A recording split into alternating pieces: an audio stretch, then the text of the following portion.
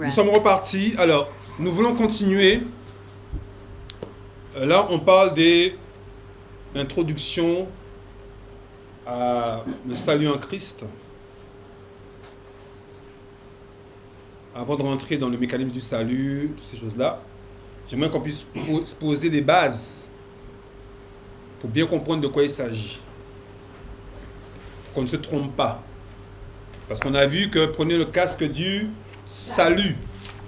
C'est-à-dire qu'on a bien dit que le casque, c'est là où il y a le cerveau, c'est la tour de contrôle. Donc ça veut dire que si, concernant le salut, tu n'as pas la bonne connaissance, ça va forcément impacter négativement ta vie en Christ. Donc il faut bien comprendre ce qu'est le salut. Et là, on a posé la question, si je pose la question, pourquoi Jésus est venu sur terre? La plupart ont dit c'est pour nous sauver des péchés. Est-ce que c'est ça? Est-ce que c'est ça? Est-ce que Christ est venu pour nous sauver de nos péchés?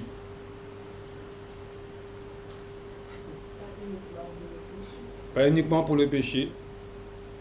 Quelqu'un d'autre? Qu'est-ce qu'il dit?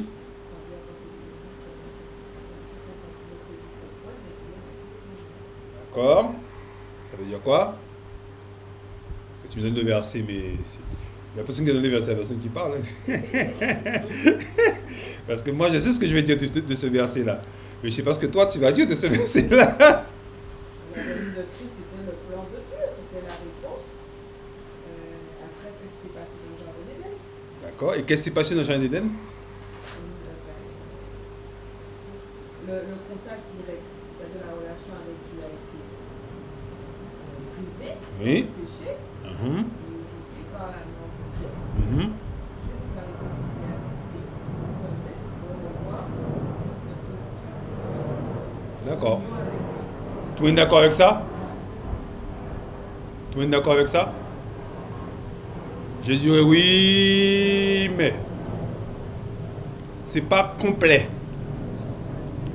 C'est bon, mais c'est pas complet. Si on s'arrête juste sur le passage de Jean 3,16, prenons ce passage-là.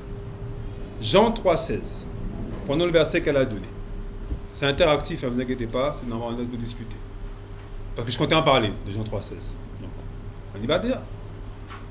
Car Dieu a tant aimé le monde qu'il a fait quoi?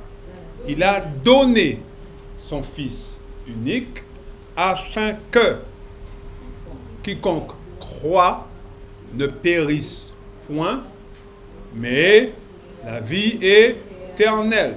D'accord? Donc, Dieu a tant aimé qui? Le monde. Qu'est-ce qu'il a fait?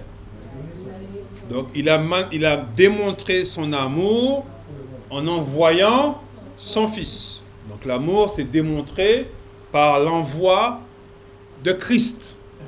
Pas de Jésus, hein? De Christ. Dans un corps qu'on a appelé Jésus. Ok? Il a tant aimé le monde qu'il a donné afin que donc il y a un objectif pour lequel Christ est venu. D'accord? Il est venu pour... Vous remarquez qu'il a dit Dieu a tant aimé le monde, mais afin que quiconque. Donc il est venu pour le monde, mais il faut que quiconque se positionne. Il est venu pour le monde, mais quiconque doit se positionner par rapport à ce qu'il est venu faire. Quiconque fasse quoi? Croire. Donc il faut croire. Pour faire quoi? Pour ne pas périr. Donc, il y a une notion de perdition. Et une autre notion, c'est quoi? La vie éternelle. Notez, la notion de perdition a un rapport avec la rédemption.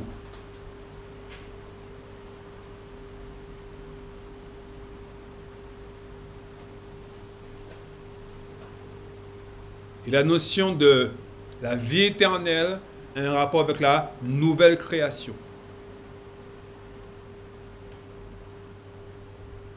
Donc il y a deux choses qu'on doit mettre en avant. La rédemption et la nouvelle création. Maintenant, rédemption de quoi?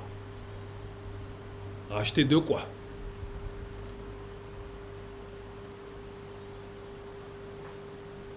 On a vu que le plan de Dieu, première chose, il y a deux choses. Il y a la rédemption et la nouvelle création. Notez ça bien, on reviendra par la suite. On a vu dans Jean 1, verset 26, que le plan de Dieu, c'était que l'homme soit créé à son image et selon sa ressemblance. D'accord? Selon sa ressemblance. On a vu que l'image avait un rapport avec... Là, c'est un rappel que je fais. Hein? Entre parenthèses. L'image a un rapport avec quoi? Avec le schéma mental, le look physique. Je vous rappelle que Dieu a des mains, Dieu a des pieds, Dieu a des oreilles, Dieu a des yeux. Et vous remarquerez que dans l'Ancienne Alliance, comment Dieu s'est présenté à l'homme? Mis à part ça. Mis à part ça. Dieu s'est présenté souvent sous quelle forme? À l'homme. Sous quelle forme? L'ange. Un ange. Qu'on appelle comment? L'ange de l'Éternel. Lorsqu'on dit ange de l'Éternel, c'est Dieu. Donc l'ange de l'Éternel, Dieu venait sous une forme physique. Remarquez bien, quand Dieu est venu pour voir comment il s'appelle Abraham, pour détruire Sodome, ils étaient combien? Il y a combien d'anges? 3. D'accord? Il y en a 2 qui sont partis à Sodome, et Abraham est resté discuter avec quelqu'un. C'était qui ce quelqu'un? C'était Dieu. Mais sous la forme d'un ange. Donc lorsqu'on parle de forme physique, c'est que Dieu a un physique. C'est pourquoi, lorsque nous recevons Christ, notre corps physique ne change pas. On garde le même corps physique. Et Dieu vient habiter dans ce corps-là, et ça ne lui pose aucun problème. Deuxièmement, la ressemblance, ça renvoie à quoi?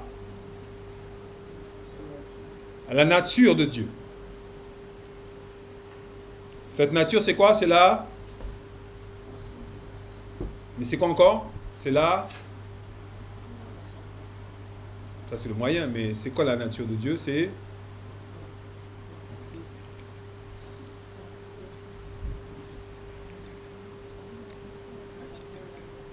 la vie éternelle. Donc, ça veut dire quoi? Quand la Bible déclare que dans le verset 27, Dieu créa l'homme, c'est ça? À son image, et la ressemblance n'était pas, on a vu ça. Donc ça veut dire que lorsque l'homme a été créé avec un schéma mental, avec un look physique, mais sans la vie éternelle. Faites très attention, ne vous trompez pas avec le fait que on dit que Dieu souffla dans les narines de l'homme un souffle de vie. C'est pneuma, et c'est un rapport avec la vie, mais la vie, comment dirais-je, la vie de l'âme. Quand quelqu'un meurt, qu'est-ce qu'on dit? Il rend l'âme, hein? On ne dit pas qu'il rend l'esprit. Hein? Donc le jour où Dieu a soufflé dans le corps de l'homme, l'âme a pris naissance. Mais l'homme, l'être que Dieu a créé, est un esprit. C'est ce qu'il est. Le plan de Dieu dès le départ, c'était que l'esprit qu'est l'homme reçoive quoi? La vie éternelle. Est-ce que ça s'est fait? Est-ce que l'homme a reçu la vie éternelle à la création? Non. Donc ça veut dire que, et c'est très important de comprendre ça, ça veut dire que Adam n'est pas l'homme parfait. Adam n'est pas la création achevée. Très important à comprendre ça. Il n'est pas la création achevée. Et si vous lisez dans Genèse chapitre 5, je crois, la Bible dit que Adam eut des fils selon son image et à sa ressemblance. Donc il a inversé les choses. Donc l'homme qui est créé à partir d'Adam, c'est un homme qui avait la nature d'Adam. Et cette nature d'Adam, c'est une nature pécheresse. C'est pourquoi tout être humain qui naît sur la terre, elle est pécheresse. Sans exception. Tous sont, comment dirais-je, pécheurs, ils sont privés de quoi? De la présence glorieuse de Dieu. C'est un petit rappel que je fais là. Hein? C'est très important ça. On a vu que le mot sauver voulait dire délivrer, affranchir, préserver, guérir, restaurer, élever, sauver notamment, mettre à part. Donc le jour où tu reçois le salut, tu reçois toutes ces choses au même moment. À l'instant, tu reçois toutes ces choses. On a vu la dernière fois. Deux raisons notamment pour Dieu. On n'a pas de rédemption, de nouvelle création, on en reparlera par la suite. Mais Éphésiens nous dit quelque chose. Éphésiens chapitre 1 nous dit quelque chose de très fondamental qu'il faut bien comprendre, il faut bien saisir et accepter. On nous a dit que Jésus est venu seul pour nos péchés. C'est pas faux. C'est pas faux, mais c'est pas complet. Si on lit dans Éphésiens, chapitre 1, à partir du verset 4, j'essaie de prendre mon temps parce que souvent on me dit que je vais vite, mais j'essaie de... Tout le monde y est? Allons-y, ensemble. En lui, Dieu nous a élus, quand est-ce? Avant la fondation. Donc, sans même aller plus loin, il faut déjà qu'on se projette, non pas à la création, mais on se projette avant la création. Et donc, si nous, on est au niveau de la création, on est déjà en retard. On est en retard. Parce que Dieu nous demande de nous projeter à avant la création. Parce qu'il nous a élus quoi? Avant la fondation du monde. Donc avant que le monde soit créé, Dieu nous avait déjà élus, choisis, mis à part. Donc ton existence n'a pas commencé le jour où tes parents se sont rencontrés et ont fait ce qu'il fallait et 9 mois après tu es venu sur terre. Non. Ton existence a démarré bien avant la fondation du monde. Donc quand tu es venu sur terre, c'était le temps où Dieu avait choisi que tu viennes sur terre. Mais tu existais déjà. Je vous ai déjà raconté ça. Mon fils est né le 12 octobre 1998. Et moi, j'ai vu cet enfant-là en septembre 96. Comment un enfant peut l'être en 80, moi, je le vois en 96. Donc, ça veut dire que forcément, il existait avant sa naissance. Sinon, comment je l'aurais pu le voir? Comment Dieu m'a montré quelqu'un qui naît 2 ans après? C'est qu'il existait avant sa naissance. Je n'avais même pas encore rencontré sa maman. Donc, ça veut dire que notre existence ne démarre pas le jour où on vient sur terre ou le jour qu'on reçoit Christ. Non, ça a démarré bien avant. C'est très important de comprendre ça. C'est très très important de comprendre ça. Ça veut dire que le plan pour ta vie est venu avant que le péché entre dans ce monde. C'est-à-dire que le péché n'a aucun impact sur le plan de Dieu pour ta vie. Tes erreurs n'ont aucun impact sur le plan de Dieu pour ta vie parce que ce plan a été arrêté avant la fondation du monde. Donc le jour où tu reçois Christ et que tu rentres dans le plan de Dieu, ça veut dire qu'il n'y a rien qui peut t'empêcher de vivre ce plan. Dis Amen. Parce que ce plan ne dépend pas de toi et de moi. Parce que ce plan a été établi avant que le péché existe. Donc, imaginons que la personne qui a fait le plan, elle est passée par le péché. On peut dire qu'elle s'est trompée. Mais non! Ce plan a été établi par Dieu lui-même et avant que le péché entre dans le monde. Donc, c'est-à-dire que le plan qui me concerne, il est parfait. Tu dis pas Amen. Non, dis que tu n'es pas d'accord avec ça. Tu me regardes, tu secoues la tête. Dis Amen. Alléluia. Moi, quand j'entends ça, ça me secoue. Ça me booste. Ça me dit, pour Pascal, waouh! Au-delà de Pascal, il y a Christ. Donc si Pascal veut échouer, Christ va dire, c'est pas possible. Parce que Christ est en Pascal. Donc Pascal ne peut pas échouer. Parce qu'il est en Christ. Mais s'il n'est pas en Christ, oui, ça peut arriver. Mais en Christ, non, c'est pas possible. Il dit bien, pour que nous soyons saints et irréprochables devant lui. Donc devant Dieu, je suis saint et irréprochable. Parce que Dieu me voit comme Christ. Donc quand je sais ça, je ne vais pas regarder à mon côté physique, ça m'a affecté.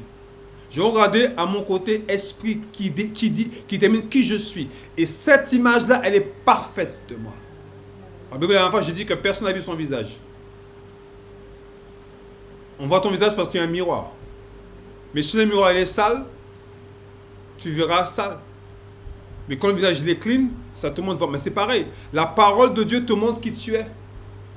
Donc si Dieu te dit que tu es ça, c'est ce que tu es véritablement. Même si dans le naturel, tu manifestes autre chose. C'est pas ça la vérité. La vérité, c'est ce que Dieu dit de toi. Amen. Alléluia. Il nous a prédestinés. Voilà. Ça, c'est des versets dangereux, ça. Hein? Il nous a prédestinés.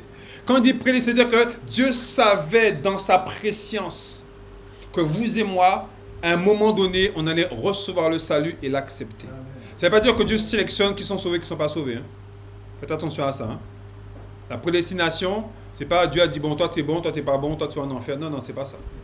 Dieu, dans sa préscience, Dieu savait quelles sont les personnes qui allaient recevoir. Donc, Dieu a organisé le chemin pour que tu arrives à Christ, parce que dans sa préscience, il t'a vu recevoir Christ à telle période. Amen. Et ça, il faut être clair avec ça, hein, parce qu'on vous dira le contraire. Hein. Il faut être clair là-dessus. Dieu ne sélectionne pas.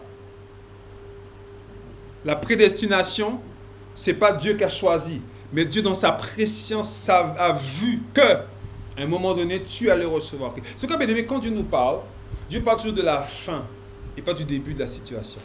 Quand Dieu te donne une vision, la vision en lui est déjà accomplie. Oui, non? Non, tu ne me crois pas. Prends Éphésiens chapitre 1, chapitre 2, verset 10. Regarde ce qu'il est dit. Regarde ce qu'il est dit. Regarde ce qu'il est dit. Il dit, car, allons tous ensemble, s'il vous plaît, allons-y. Car nous sommes quoi? Son ouvrage, ayant quoi? Ayant été créé en... T'as été créé quand? T'as été créé en Jésus. Pour faire quoi? Pour de bonnes œuvres que Dieu a comment? A préparé d'avance, afin quoi? Quand est-ce que ces œuvres ont été créées? Avant que tu naisses, avant que tu n'existes, Dieu avait déjà préparé ce que toi et moi on doit faire. Amen. Donc quand Dieu te révèle ce que tu dois faire, c'est que la chose existait déjà. Pas ça va arriver, non. Pour lui, ça existe déjà. Le temps n'est pas encore venu. Lorsque Dieu donna les songes à Joseph, c'était réalisé ou pas? C'était réalisé ou pas? C'était réalisé. C'était réalisé. Dieu te montre la fin. Note ça bien quelque part. Dieu te montre toujours la fin. Pas le début. La fin. Il a montré à Pharaon qu'il va avoir ça, ça, ça. Et c'est arrivé. Quand Jésus parlait, Jésus dit, il dit ça comme ça. Quand ça arrivera, vous saurez que c'est moi qui vous ai parlé. Donc il parle avant que toi tu vois la chose. Mais lui, pour lui, c'est clair. Il a dit Lazare est mort. Non, Lazare dort. Il dort. Mais pour lui, il savait qu'il était mort. Et quand il n'a pas compris, il dit, bon, Lazare est mort. Mais il a dit, il est heureux pour vous que je ne sois pas là. T'imagines un peu? Le gars, il est mort. C'était un ami proche de Jésus. Jésus dit que c'est bien pour vous que je ne sois pas parti tout de suite. Parce que s'il était parti tout de suite, soit il ne serait pas mort. Non, donc Dieu dit, elle a bien laissé 4 jours bien mort, bien mariné, bien senti mauvais. Et il débarque tranquillement. Tranquille, posément. Il ne s'est jamais emporté. Sûr de lui. Sûr de lui. Marie a dit, Seigneur, ne t'ai-je pas dit que je suis la résurrection et la vie? C'est ça? Ne t'ai-je pas dit, je suis? Donc, si je suis la résurrection, arrive quelque part, ça veut dire que la mort ne peut pas résister. Amen. Mais c'est ce que tu es. C'est ce que nous sommes. Nous sommes les je suis de Dieu. Coucou. Je suis la justice de Dieu. Je suis Christ sur terre. Amen. Maintenant, continue, verset 7. Éphésiens 1, verset 7 nous dit, en lui, nous avons, eh bien, nous avons, pas nous aurons, nous avons la rédemption par son sang. Donc, le pardon de péché, c'est quelque chose que nous portons en nous. Nous ne sommes pas là pour nous demander pardon, Seigneur, pardon, j'ai péché, pardon. Non. Le pardon est acquis. La Bible dit que son sang a coulé une fois pour toutes, afin que nous ayons une rédemption éternelle. Tu as été racheté de manière éternelle. Quel que soit ce que tu peux commettre ici-bas, Dieu ne va pas quitter le ciel pour venir mourir encore une fois, verser son sang. Il a fait une fois pour toutes. Que Dieu, verset 8, que Dieu a répandu abondamment sur nous par toute espèce de sagesse et d'intelligence. Maintenant, verset 9 qui nous intéresse. Nous faisons connaître le quoi? Le mystère de sa volonté. Donc, il y a quelque chose qui est mystérieux dans la volonté de Dieu. Virgule, selon le bienveillant dessein qu'il avait formé en... Donc, il y a un dessein, il y a un projet, il y a une idée que Dieu a formée en lui-même. Donc, quand est-ce? Avant la fondation du monde. Donc, il y a un plan que Dieu a établi avant la fondation du monde, virgule, pour le mettre à exécution. Donc, il y a un plan que Jésus est venu mettre à exécution. Et un seul plan. Pas deux, pas trois. Il y a un plan que Jésus est venu mettre à exécution. Et ce plan, c'est Dieu lui-même qui l'a établi. En lui-même. Il dit, lorsque les temps seront accomplis. Les temps accomplis, c'est la fin de l'ancienne alliance. Donc Jésus est venu pour exécuter un plan. Virgule. Et quel est ce plan? Lisez. De réunir toutes choses en Christ. Voilà leur raison pour laquelle Christ est venu. Afin que toutes choses puissent, comment dirais-je, expérimenter la plénitude de Christ. Notre, si ça ne fait pas dénoter. Afin que toutes choses, Christ est venu, afin que toutes choses puissent expérimenter la plénitude de Christ. Donc, tu comprends bien que Christ n'est pas venu pour sauver du péché. Il est venu traiter le problème du péché, oui. Mais pour faire quoi? Pour que ce plan-là puisse se manifester. Donc le péché empêche que le plan de Dieu puisse se manifester. Le péché empêche que tout puisse expérimenter la plénitude de Dieu. Donc Christ est venu traiter ce problème-là. Mais il n'est pas venu pour ça.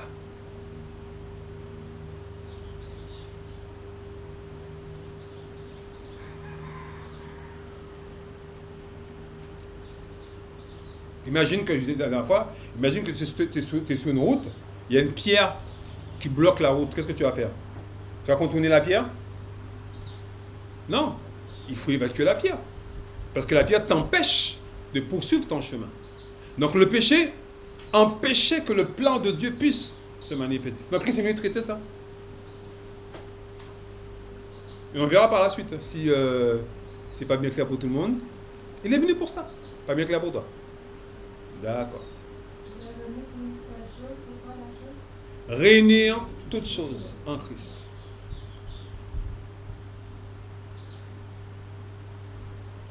Regardez bien. Le plan de Dieu. Le plan de Dieu, c'est que l'homme fasse quoi? L'homme a été créé pour faire quoi?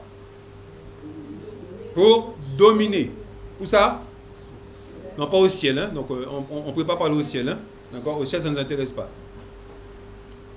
Mais comment l'homme pouvait dominer sur la terre? Comment? L'homme devait dominer sur la terre. Comment? En tant que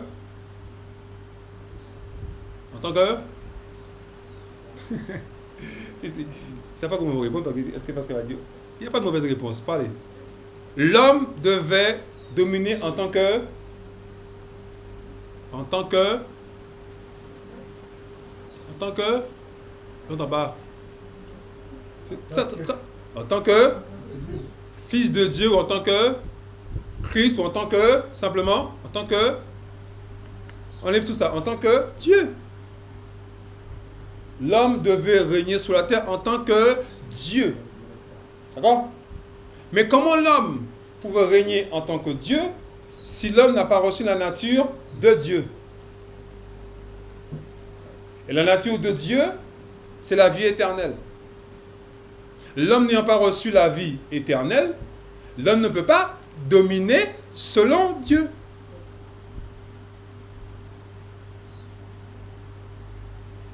Donc ça veut dire que même si l'homme n'avait pas péché, il fait que Christ vienne quand même sur terre pour achever le plan de création de Dieu. Donc la venue de Christ n'a rien à voir avec le péché. Parce que même si l'homme n'avait pas péché, il fait que Christ vienne quand même sur terre. Quand j'ai lu ça dans le livre, là, je dis waouh, c'est pas moi qui ai lu ça, ça vient pas de moi. Hein? Ça vient du livre Voici la vie. Lève-toi et lis.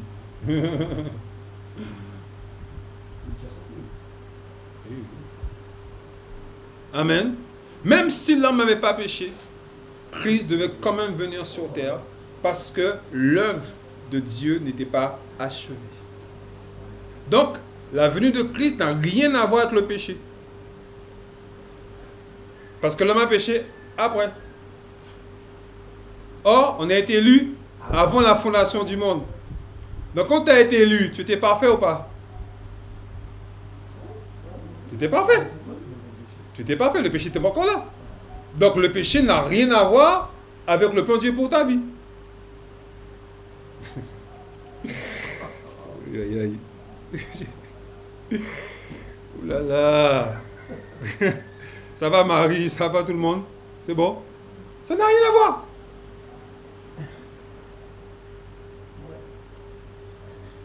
Bon, regarde encore. Éphésiens chapitre 3.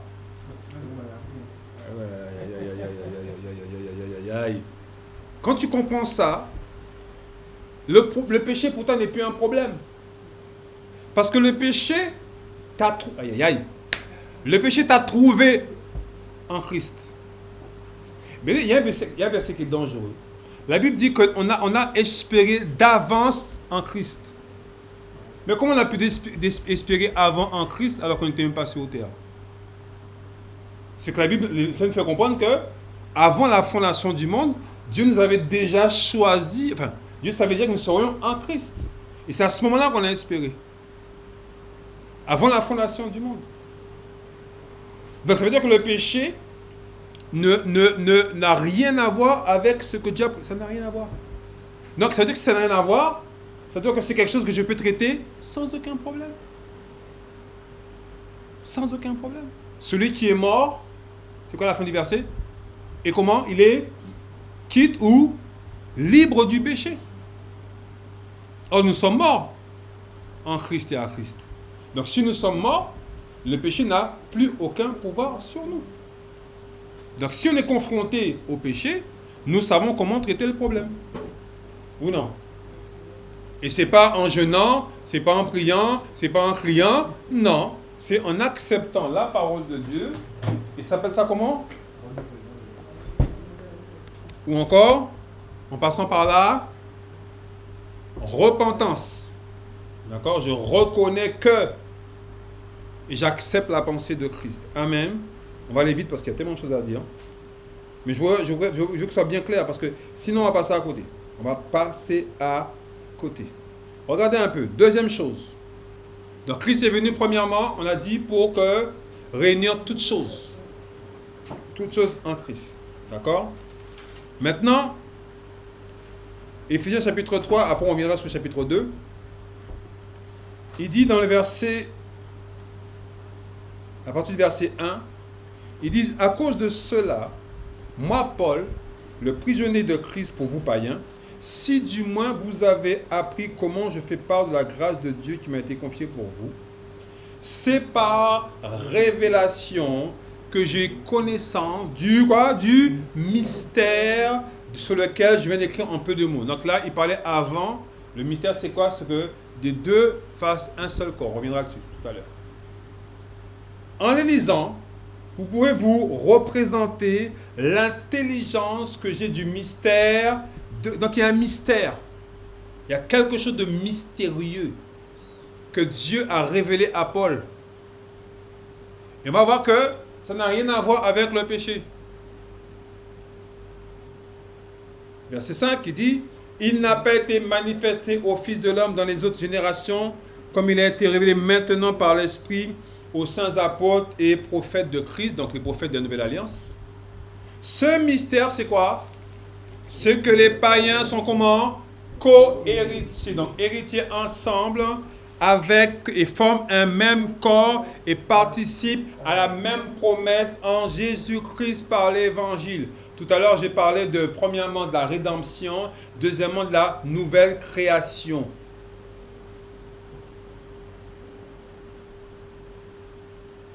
Premièrement, il est venu pour réunir toutes choses en Christ. Que toutes choses puissent manifester la plénitude de Christ. Quand il dit toutes choses, c'est toutes choses. Les plantes aussi, les arbres, tout. Et deuxième chose, il a créé un être nouveau qui n'a jamais existé auparavant,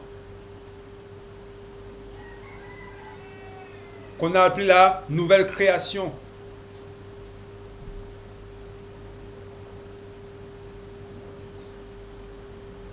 Nouvelle création.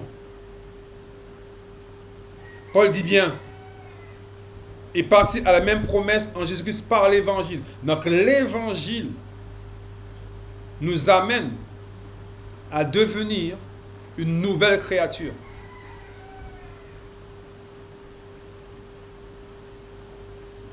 Et cette nouvelle créature, elle n'a jamais existé auparavant. Donc, Jésus n'est pas venu nous racheter de cette vie, parce qu'on n'a pas reçu Christ auparavant. L'homme n'a pas reçu la vie éternelle. Comment le Seigneur peut te racheter de quelque chose que tu n'as pas reçu? Quand l'homme a péché, il n'avait pas la vie éternelle. Oui, non? Donc Christ n'a pas pu le racheter de cette situation parce qu'il n'a jamais été dans cette situation-là. Donc la nouvelle création, c'est quelque chose qui n'a jamais existé auparavant. Jamais. C'est en Christ que ça se manifeste. Jamais auparavant. Et si vous lisez encore la suite, vous verrez dans le verset 11, il dit, selon le dessein éternel qu'il a mis en exécution par Jésus-Christ. Donc, Jésus est venu pour exécuter ce plan-là. Réunir toutes choses en Christ et créer une nouvelle création. Et cette nouvelle création qui est l'homme achevé. Donc si tu ne reçois pas Christ, tu ne pourras jamais vivre, Genèse 1, verset 26. Donc tu ne pourras jamais dominer sur la terre selon Dieu. Jamais. Dans l'évangile que nous annonçons, c'est l'évangile qui amène l'homme à vivre, à recevoir la vie éternelle, à devenir une nouvelle création et à manifester la plénitude de Christ dans tout ce qu'il entreprend. C'est bon pour vous? Ça va?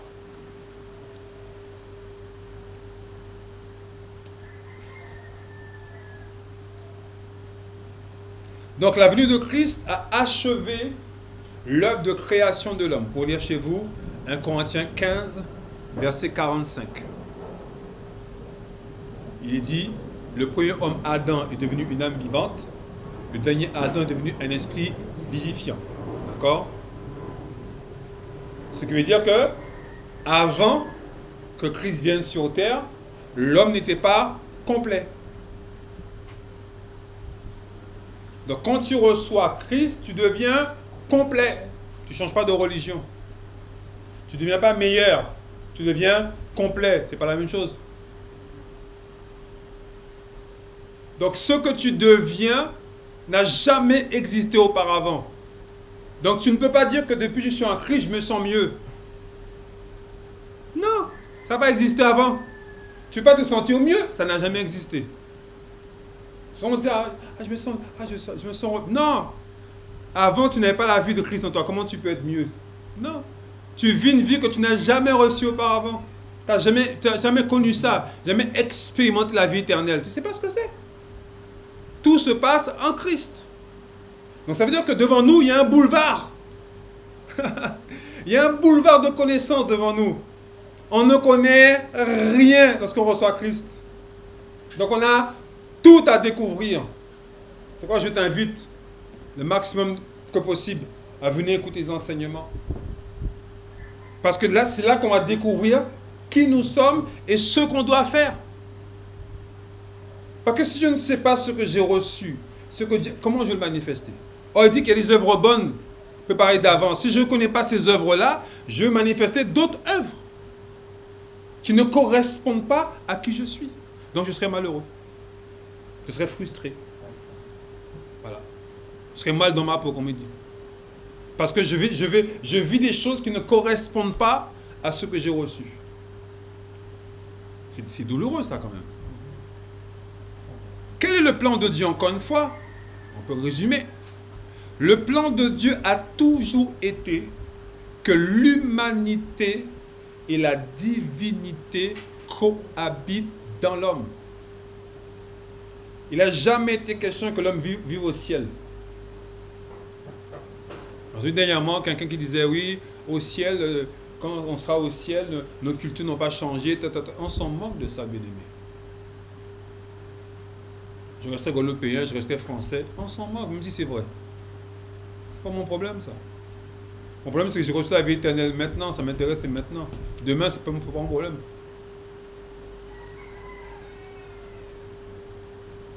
Souvent, on dit qu'on rentre dans la vie éternelle après l'autre mort. Mais je vous rappelle, bien-aimés, que personne ne meurt.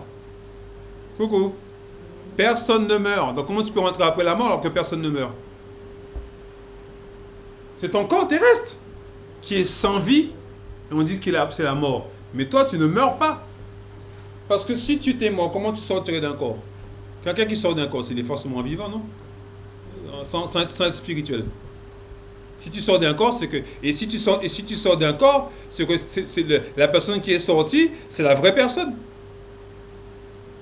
C'est la vraie personne. Parce que là, on voit un corps qui est couché là. Le corps ne bouge pas, il ne fait rien. Donc le corps, ce n'est pas la personne. C'est ce qui était la personne qui est sortie. Donc personne ne meurt. Donc quand on te dit, après la mort, tu vas au ciel, c'est pas vrai. Parce qu'Éphésiens nous dit que nous avons été quoi? Transférés dans le roi, enfin Colossiens. Et Éphésiens nous dit que nous sommes assis dans les lieux célestes dès maintenant. Donc là maintenant, toi et moi, nous ne sommes pas assis à Néré. Ça c'est notre corps. Mais nous-mêmes, nous sommes assis dans les lieux célestes en Christ. Et c'est de là qu'on pilote toutes choses. Ça c'est un mystère de Dieu. On va comprendre, mais c'est un mystère de Dieu. Donc, le plan de Dieu a tué que l'humanité et l'homme cohabitent dans l'homme afin que la divinité règne sur la terre et que l'humanité ait accès à la divinité. Dès le départ, Dieu a toujours voulu, c'est pourquoi on parle de Jésus-Christ. Dès le départ, Dieu a voulu que l'homme et la divinité cohabitent ensemble. Donc si on te dit que il faut... Non, c'est pas vrai.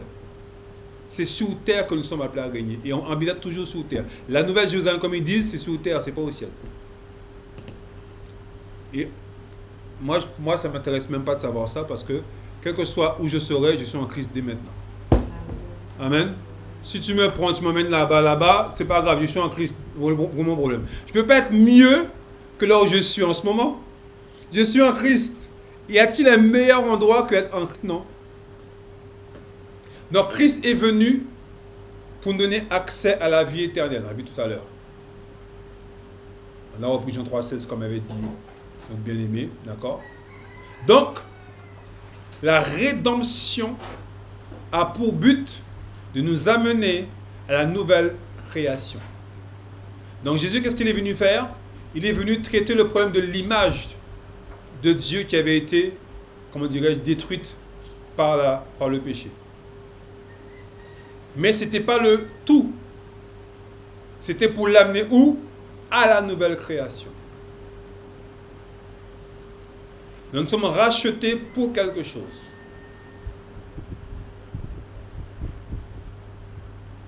Le salut en lui-même, oh là là, l'heure tourne. Oh là là. Ok, alors notez certaines choses. On a vu la semaine dernière, rapidement. Donc Christ est venu nous sauver de quelque chose, donc du péché, mais surtout pour quelque chose. Et ce quelque chose, c'est quoi? La vie éternelle.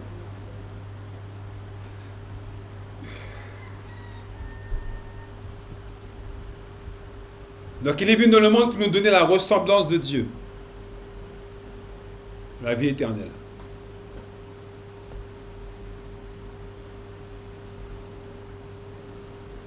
Donc le but de la prison de Christ que j'ai dit tout à l'heure, dès le commencement, ça a été de parachever la création de l'homme en lui donnant la vie éternelle. Donc Jésus est venu pour une seule chose, si on peut résumer ça, pour que l'homme reçoive la vie éternelle. C'est pour ça qu'il est venu, pour qu'on reçoive la vie éternelle. Tout ce qui s'est fait là depuis Genèse chapitre 3 jusqu'à c'est pour ça. Celui qui ne reçoit pas la vie éternelle ne peut pas vivre. Point. La vie sans Dieu, ce n'est pas la vie. Christ est venu pour qu'on ait la vie de Dieu. Donc c'est pour ça que l'homme a été créé pour vivre selon Dieu. Un homme qui n'a pas Dieu dans sa vie, c'est une personne qui n'est pas achevée. Donc elle n'est pas complète. Il lui manque une main, il lui manque quelque chose.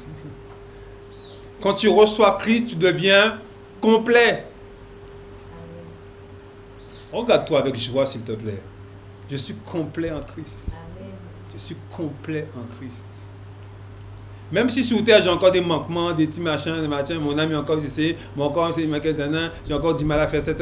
Non, je suis complet. Je suis complet en Christ. Et c'est parce que je suis complet que je vais traiter ces problèmes-là.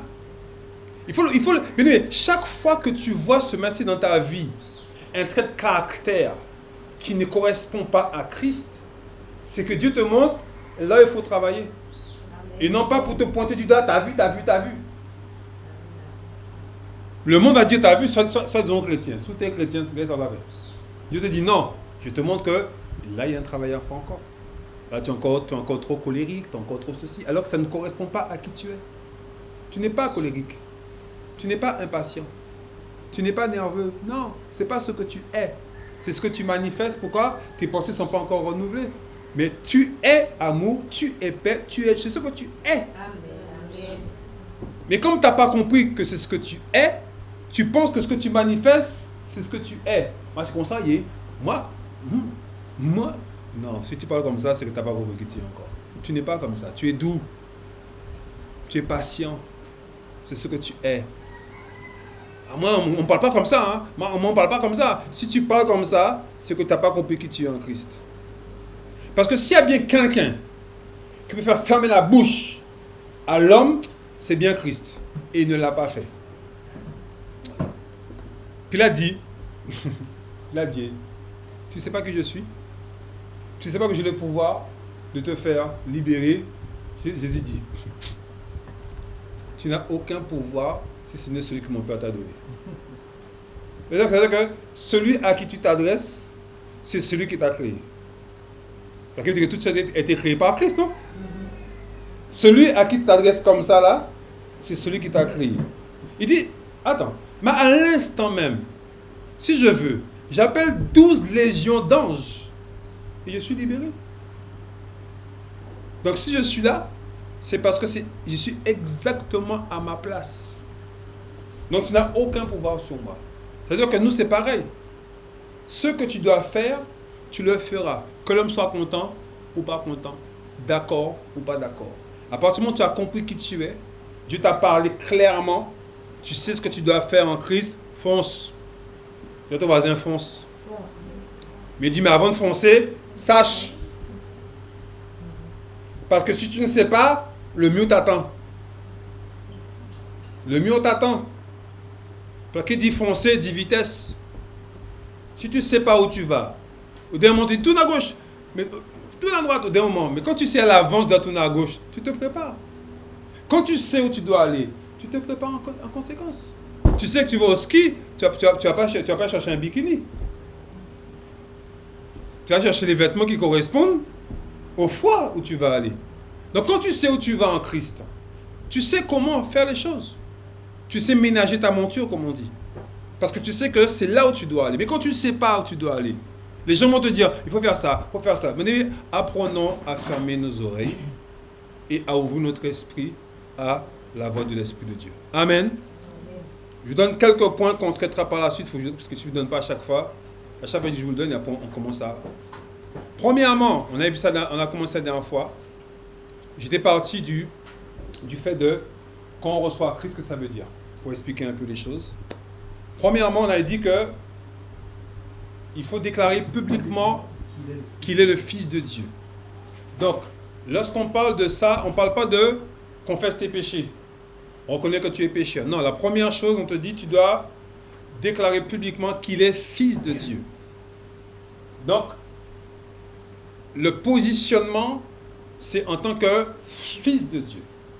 Parce que si tu déclares qu'il est publiquement Fils de Dieu, ça sous-entend que toi-même, tu es appelé à être Fils de Dieu. Tu déclares ce que tu vas devenir.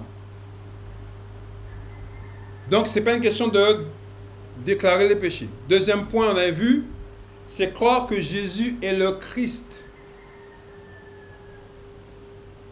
Donc, à aucun moment, vous verrez qu'on parle de notre situation personnelle. J'étais pécheur, j'étais ceci, j'étais cela. Non. À aucun moment, on met ça en avant. Vous verrez lorsqu'on va parler des thèmes exacts de l'évangile, enfin, la personne qui en parlera, pas forcément moi, on verra bien qu'on ne parle pas de ça. On ne parle pas de toi. On parle de ce que Christ a accompli. Donc lorsqu'on annonce l'évangile, c'est annoncer l'œuvre de Christ. Point et trait. Troisième chose. Excusez-moi. Croire que Dieu a envoyé son Fils dans le monde. Voilà. Croire que Dieu a envoyé son Fils dans le monde afin que nous vivions par lui. Croire que Dieu a envoyé son Fils dans le monde afin que nous vivions par lui. 1 Jean 4, 9 vous le dit. L'amour de Dieu était manifesté envers nous en ce que Dieu a envoyé son Fils dans le monde afin que nous vivions par lui. Donc quand je reçois Christ, ce n'est pas par rapport à mon état passé, c'est par rapport à ce que Dieu a prévu pour moi. Et qu'est-ce qu'il a prévu? C'est que je vive par Christ.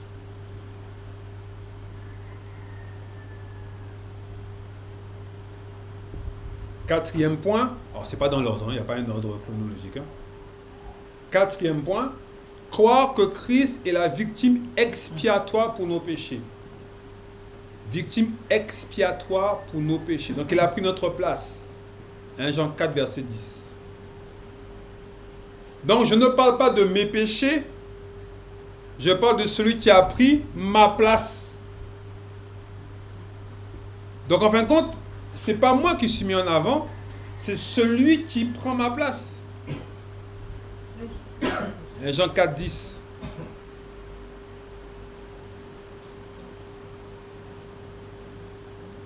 Donc quand je reçois Christ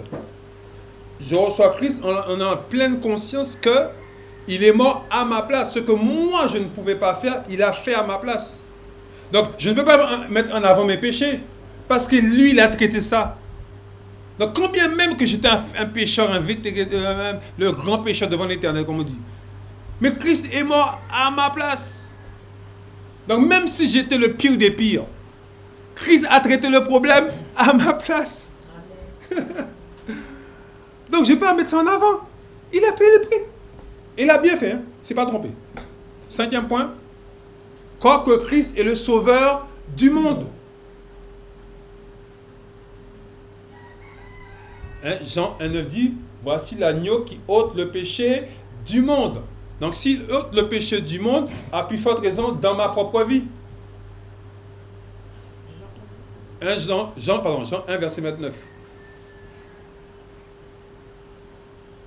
Et 1 Jean 4, 14 nous dit, et nous avons vu, nous attestons que le Père a envoyé le Fils comme sauveur du monde.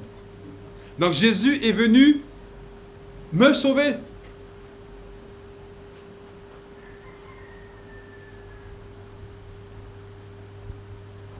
Encore 2 points que je vais vous libérer. 6e ou 7e point, je ne sais plus. 7e 6e. Croire que Dieu veut demeurer en nous et nous en lui. C'est pas je cherche Dieu. Je vais dans la prière pour chercher Dieu. Dieu nous a cherchés et il nous a trouvés. Croire que Dieu veut demeurer en nous et nous en lui. Parce qu'on a vu que toutes choses soient remplies de Christ. 1 Jean 4, versets 13 à 16.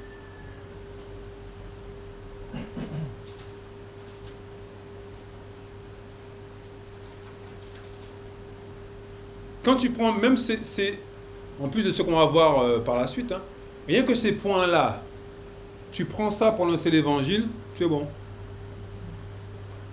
Rien que c'est les 6 points qu'on a vus là, c'est bon. Parce qu'à aucun moment, tu vas mettre en avant l'état pécheresse de la personne. Tu vas mettre en avant l'œuvre de Christ. Toujours et toujours.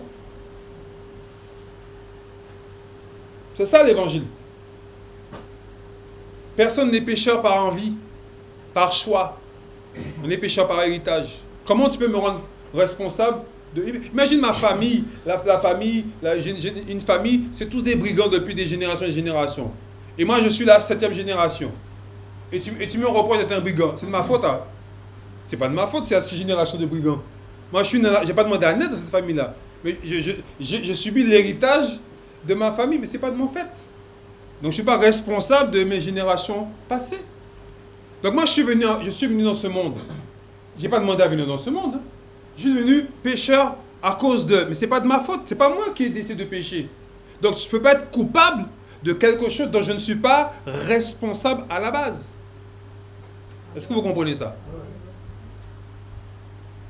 Et donc, quand Christ est venu... En plus, entre-temps, Christ est venu payer le prix à ma place, j'ai encore plus de raisons de ne pas me sentir coupable. Parce que quelqu'un a payé le prix à ma place. Donc, devant les tribunaux célestes, je ne suis plus coupable. Amen. Donc, si toi, humain, tu veux... C'est ton problème à toi. Autre point, c'est le 7e. Croire que Dieu veut que nous soyons comme lui dans ce monde. 1 Jean 4, verset 17. Tel il est, tel nous sommes aussi dans ce monde.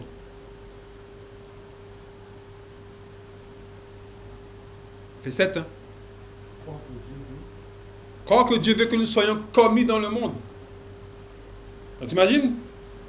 Tu ne dis pas que tu viens en Christ pour être bien, la vie en Christ est super, c'est juste tu verras. Non. Tu viens en Christ pour être comme Dieu. Veut que Dieu... 1 Jean 4, 17. Et le dernier pour finir. Sauf si je m'accorde 10 minutes. Si je m'accorde 10 minutes, c'est bon, je peux continuer. 1 Jean 4, 17, on dit. 8e point. Croire que nous sommes nés de Dieu et que nous triomphons du monde. Croire que nés de Dieu, nous triomphons, ou je triomphe du monde, comme tu veux. Donc déjà, ça veut dire que quand tu viens en Christ, tu n'es pas en position de faiblesse. Tu es en position d'autorité déjà. Tu viens en Christ, tu es quelqu'un de pas triomphe, attends, ça existe. Quelqu'un qui triomphe. Tu es quelqu'un qui triomphe quand tu viens à Christ. Ça veut dire que quelle que soit la chose qui te malmenait avant de recevoir Christ, le jour où tu reçois Christ, tu rentres dans la position de triompher de cette situation. Tu imagines un peu? Quel que soit le problème. Parce que sans Christ, c'est énorme. Devant Christ, ça ne ressemble à rien. 1 Jean 5, versets 4 et 5. Tout ce qui est le Dieu triomphe du monde. 1 Jean 5, 4, 5. Je finis ma page, après je vous libère. Ah, le verset qui est très intéressant. On l'a vu tout à l'heure. Croire que nous sommes une nouvelle créature n'ayant jamais existé auparavant. C'est-à-dire que le jour où tu reçois Christ, tu rentres dans quelque chose qui n'a jamais existé auparavant. J'ai recherché ce passage-là avec la version originale et ça donne ça.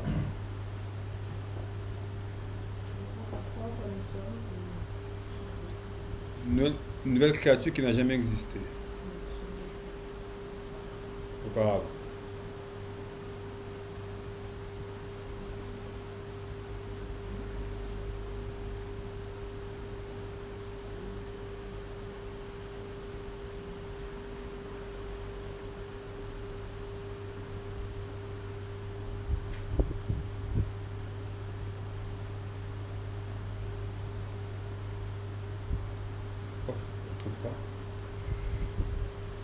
Je donne ça. Ah, c'est bon. Si quelqu'un, la version originale dit, si quelqu'un est à l'intérieur de Christ, il est une nouvelle sorte de créature, sans précédent, différente de ce qui s'était produit jusqu'alors. Ce qui a été depuis le commencement a péri, a disparu. Voici toutes choses qui ont commencé à être depuis ce jour sont une nouvelle sorte n'ayant jamais existé. Je reprends. 2 Corinthiens 5, 17. Avec le mot originel. Si quelqu'un est à l'intérieur de Christ, donc en Christ et lui en lui, il est une nouvelle sorte de créature, sans précédent, différente de ce qui s'était produit jusqu'alors. Ce qui a été depuis le commencement a péri, a disparu. Voici toutes choses qui ont commencé à être depuis ce jour sont une nouvelle sorte n'ayant jamais existé. Et sur ce, on va surseoir.